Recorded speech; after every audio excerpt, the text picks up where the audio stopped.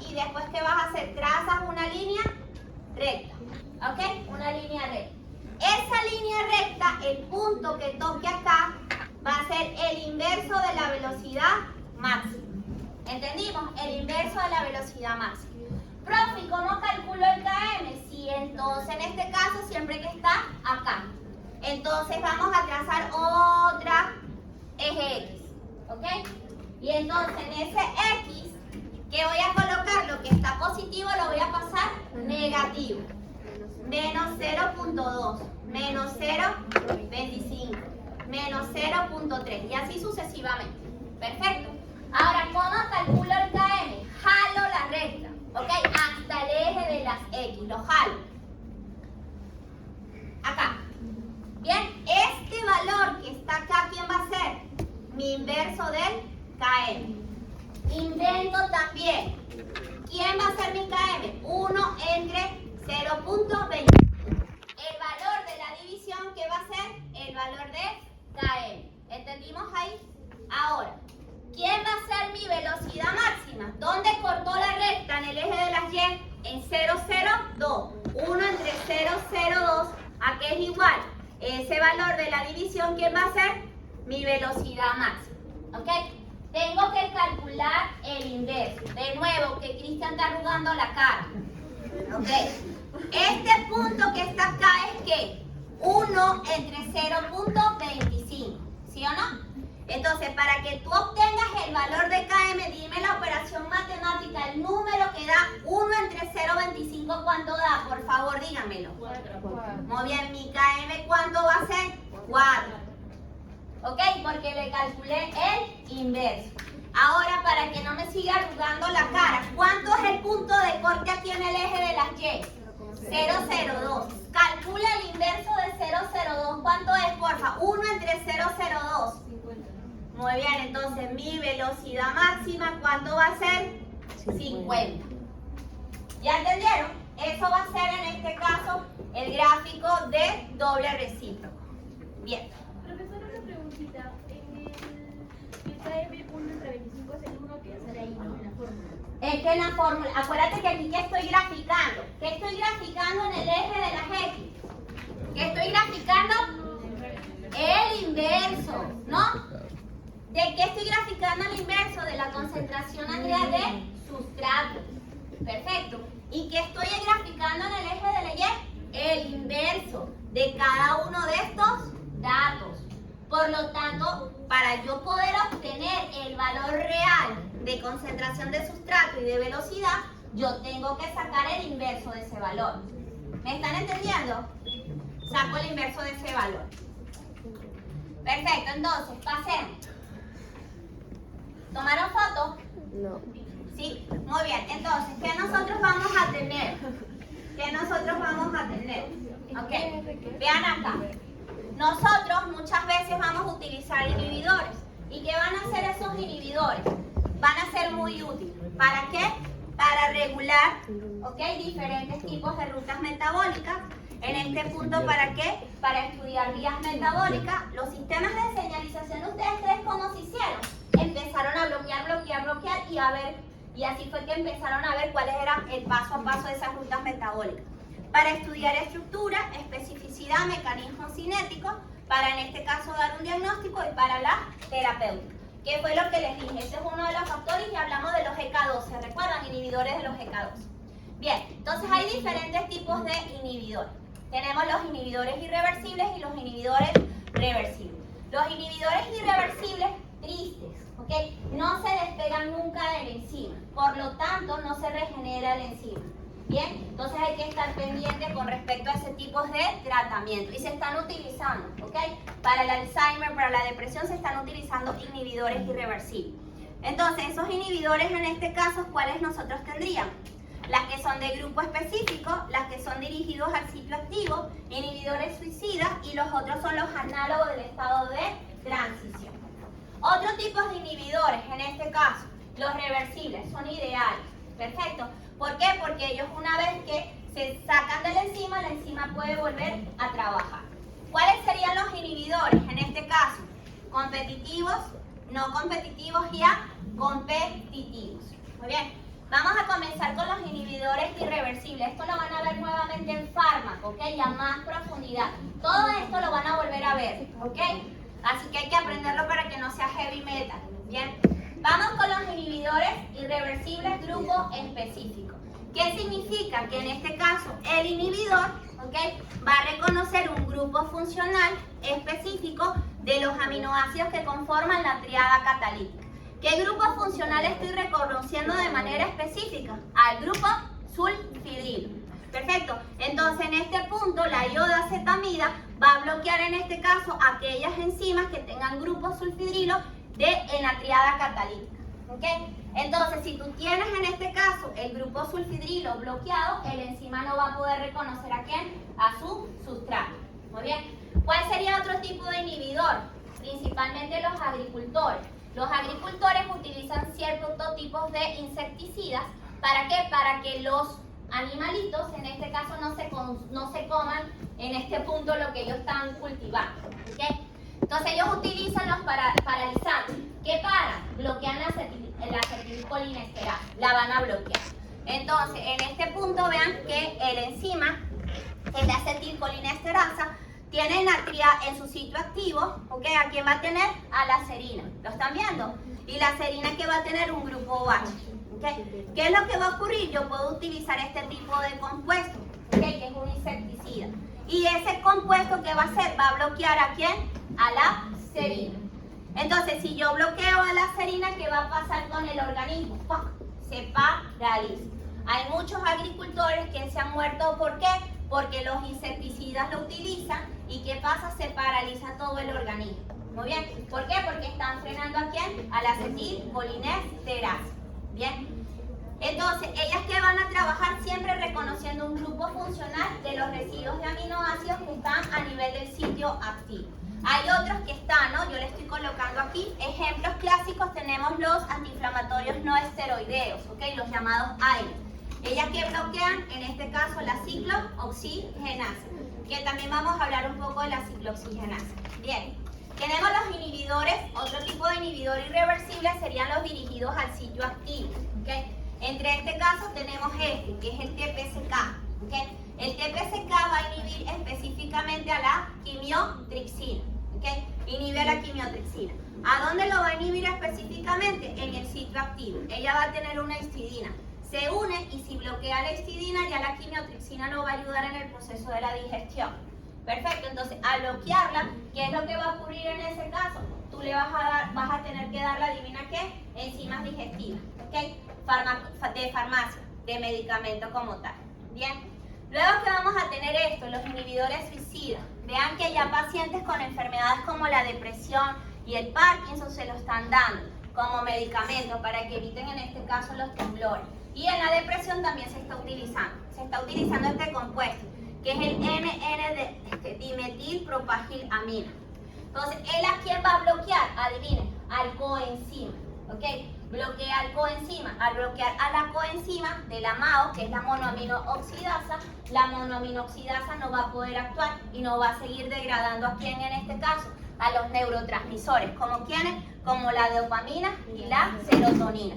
Y en ese sentido, el paciente va a estar con una mejor calidad de vida. Muy bien. Esos medicamentos ya son de por vida, ¿okay? Van a ser de por vida. Y los otros inhibidores van a ser los irreversibles, van a ser los del estado de transición. Normalmente se recuerdan que cuando vimos el paso a paso del mecanismo de acción de una enzima, vimos estados de transición, ¿se recuerdan? Esos estados de transición, en este caso, la gente que estudia estructura puede hacer el estado de transición de un sustrato, ¿okay? Y vean que este es normalmente el estado de transición, y yo si lo sé estructuralmente, yo puedo crear uno. Pero ese sustrato tiene que tener un KM mucho menor que ¿quién? Que el sustrato original. ¿Bien? Y eso lo están utilizando algunos medicamentos, ¿ok? Lo que son los del estado de transición del sustrato. ¿Bien? Entonces él va a ganar siempre. Va a ganar y la enzima lo va a escoger a él más rápidamente. ¿Bien? Ahora, ya terminamos de hablar de los inhibidores irreversibles. ¿Ok? Ahora vamos a hablar de los inhibidores reversibles y los más importantes y los que se utilizan más que todo a nivel de las terapias o los tratamientos.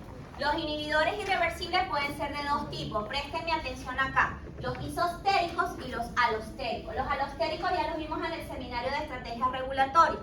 Los alostéricos siempre se van a meter en un sitio diferente al sitio activo. En cambio, los isostéricos siempre se meten ¿en dónde? En el sitio activo. Muy bien, en el sitio activo. Entonces, veamos a continuación. Inhibidor competitivo.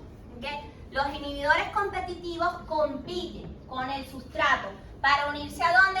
Al sitio activo. Por lo tanto, el inhibidor para poder ganar, ¿qué necesita? Que su KM sea menor. Y si es menor, el KM, en este caso, de la enzima por el sustrato va a ser mayor. ¿Y él a quién va a elegir? Va a elegir en este caso, la enzima, ¿quién va a elegir? Al inhibidor. ¿Y qué voy a formar? Voy a formar en este caso el complejo enzima-inhibidor. Perfecto. Pero si el KM no es menor al del sustrato, ¿qué es lo que va a pasar? El sustrato gana, se mete en el sitio activo y se forma ¿qué? El complejo enzima-sustrato. Y todo se va a transformar en producto. ¿Qué es lo ideal en este tipo de inhibición competitiva? Que el sitio activo esté libre, ¿ok? El sitio activo esté libre. Ahora, si se meten al sitio activo, este tipo de inhibidor es isostérico, ¿ok? Isostérico. ¿Qué me va a afectar este tipo de inhibidor? Y lo veamos en este gráfico, ¿ok?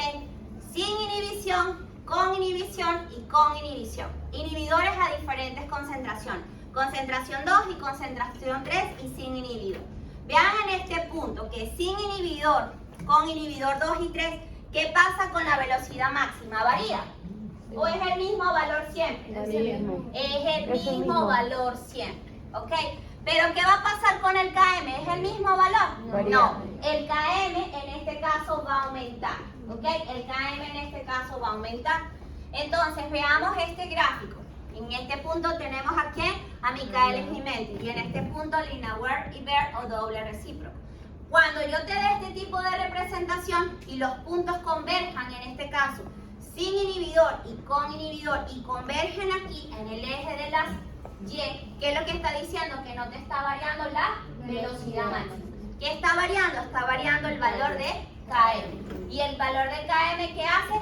Aumenta. ¿Entendimos ahí?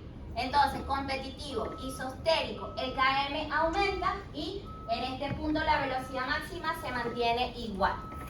Bien, vamos con el otro inhibidor, el competitivo, no competitivo, perdón. Okay. ¿Dónde se está uniendo? Sitio activo, sitio alostérico. ¿Dónde se está uniendo? Alostérico. Alostérico.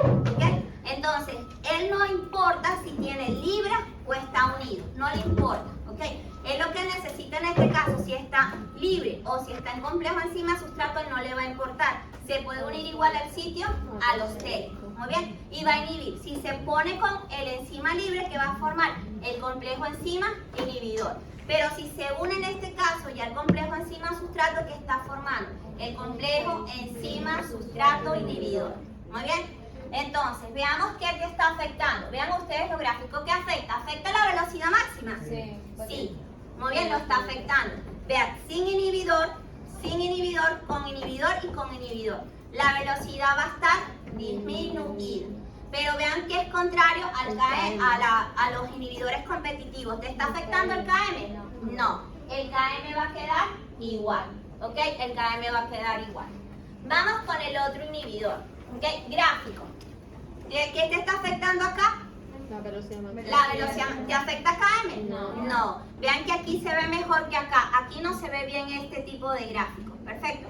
Cuando tengan este tipo de representación, estamos en presencia de qué tipo de inhibidor? No competitivo. Muy bien.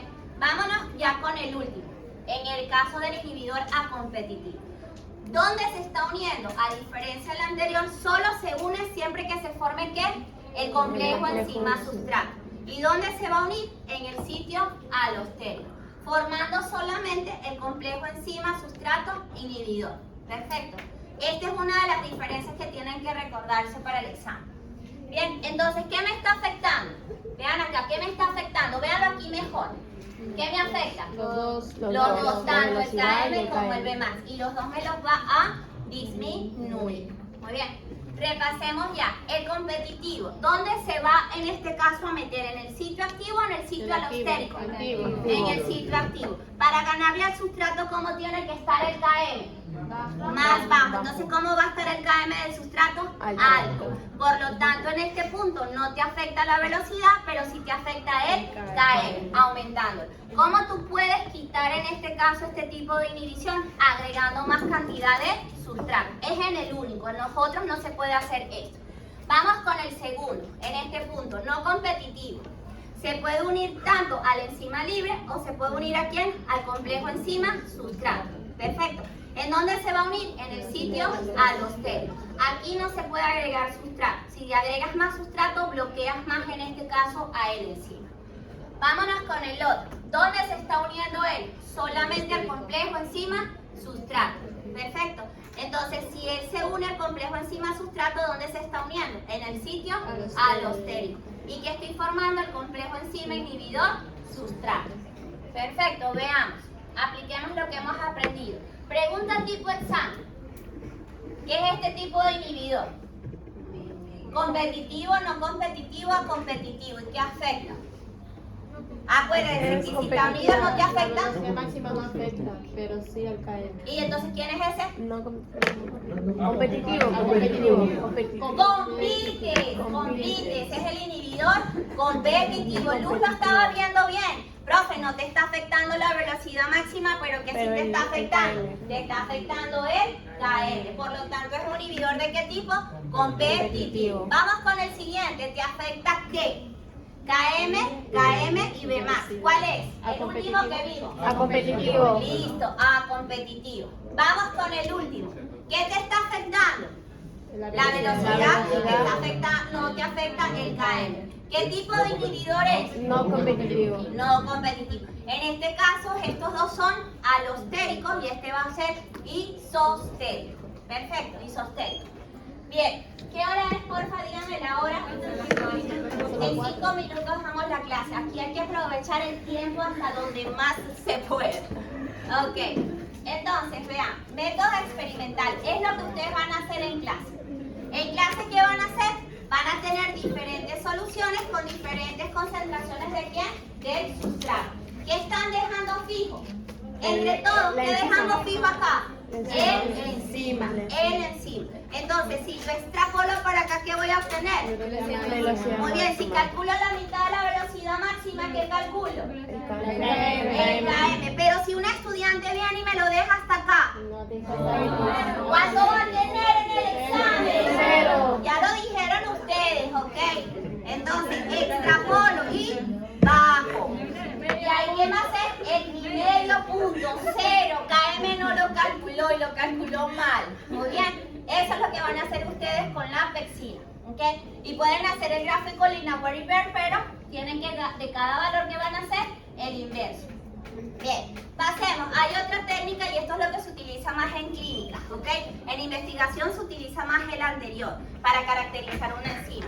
Son los métodos continuos del espectrofotómetro y normalmente lo vamos a hacer en el ultravioleta. No se ven, no hay color en la reacción. Y normalmente ¿de qué se acompaña? Con oxidación del nada. Para enzimas sí las utilizamos, para transaminasas entre otros se utiliza esta técnica a nivel de los institutos de salud en los laboratorios. Muy bien. Y el otro, yo lo utilicé en mi doctorado. Es bien bonito, a mí me encantó. ¿Okay? Pero más bonito te deja los resultados para un paper Bien, pero bueno. ¿Okay? Todo depende del costo. Tú puedes también utilizar sustratos cromogénicos. ¿Qué son sustratos cromogénicos? Vean, en este caso es una secuencia, en este punto, de una proteína y que va a estar unido a ¿quién? A un cromóforo. Muy bien. Entonces, si tú estás estudiando enzimas a ver si trabajan y bloqueando o cortando el factor 10, en este punto dices, mira, yo quiero saber si la enzima que me estoy investigando tiene una actividad tipo factor 10.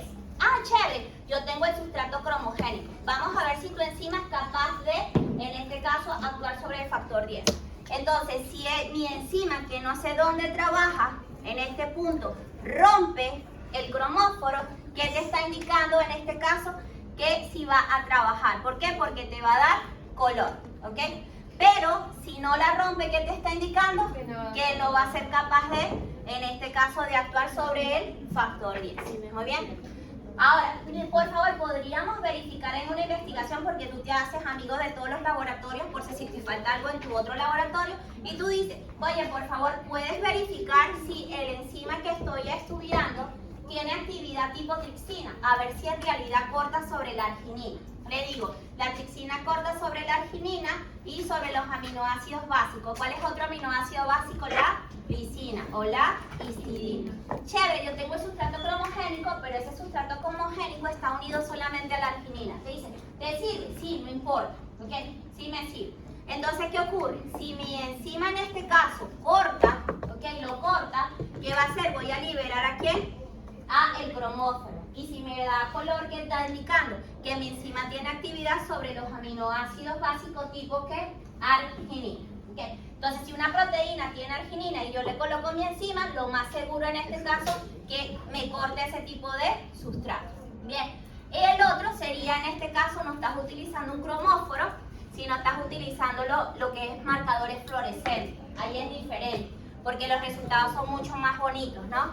Entonces, lo mismo. ¿Quién es este?